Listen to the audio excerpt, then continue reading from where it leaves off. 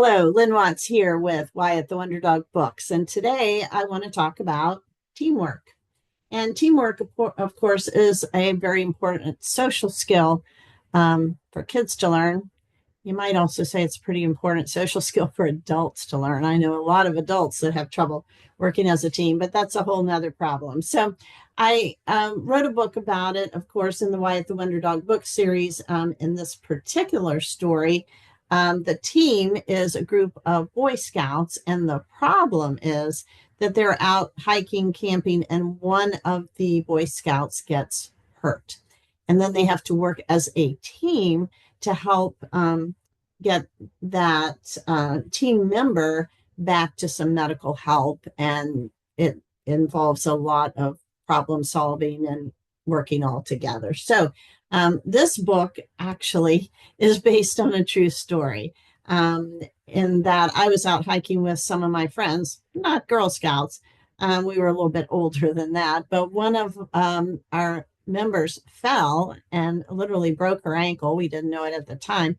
And a group of Boy Scouts who were camping in the forest, in the woods where we were hiking, came to our rescue and literally carried her out to a medical team that we had called to be there. So it's actually based on a true story. And it, I think, is a good example of how teams need to work together. Of course, not just in medical situations, but in lots of different ways. So in the companion book of lessons, Stories to Learn By, I have a whole section that is on teamwork. And so, just to give you an example of one activity that I did quite often with older groups, because I know a lot of times it's easy to think of some things with younger kids, but what do you do with some older groups? And I think if you're working with, in this case, I was working with fourth graders. This is a great age to teach teamwork. It also can be rather challenging. So if the activity that is listed in here, and there's several of them, there's lots of different ones you can do, but this particular one is involved with problem solving. So you break the class up into teams or groups, and then you give them a particular problem.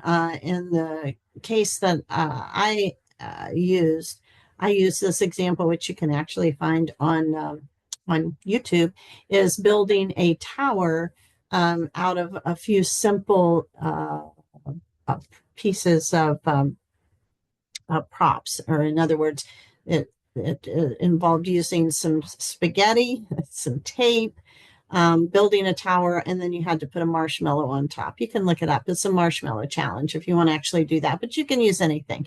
You can use blocks, Legos, kind of a Jenga type game. And you can either make it competitive, team to team, or they can simply compete with themselves. In other words, what is the tallest tower that you can build, and how can you do it as a team? So generally, groups want to just jump right in and have at it. And if you you can let them do that, see how that works. If you want, you can do a comparison, or you can take some time early on to have them talk about how they're going to work together. How are they going to work as a team?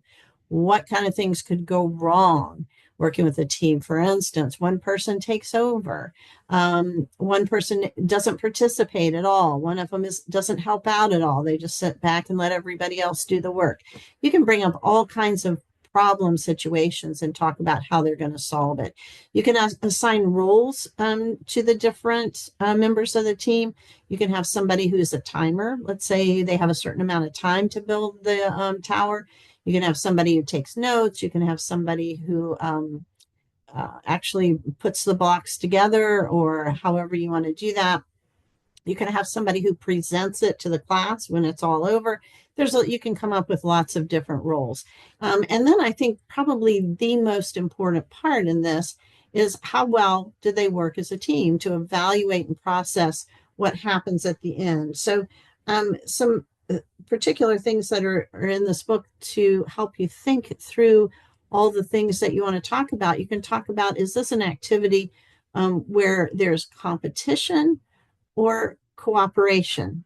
Or is it both? And how do we determine when we want to be competitive and when we want to cooperate? What are the parameters for that? What does that mean? What will good teamwork look like? How is everybody going to participate? Does everybody have a role? How are we going to include everybody so everyone's a part of the team? How do we take a look at what everybody's strengths are, so that maybe some members are better at spatial ideas and building things, and others are better at timing or taking notes, or do we want to use their strengths in here? How can we ensure that everybody feels a part of the team? So there are a lot of different things you can talk about in teamwork. I love the idea of teamwork, and it really lends itself well to an activity that you can do in the classroom that can be very, very memorable. So again, if you want some ideas for how to do that, I have a story, Wyatt the Wonder Dog Learns About Teamwork. I've told you about that. And then, of course, the Stories to Learn by book, which is a companion book to all the Wyatt stories. You'll find lessons that are aligned with ASCA standards and that have games and activities and lots of things that you can do with kids in the classroom. So I hope that helps you in the important work that you're doing in developing children's social skills. Thanks so much for listening.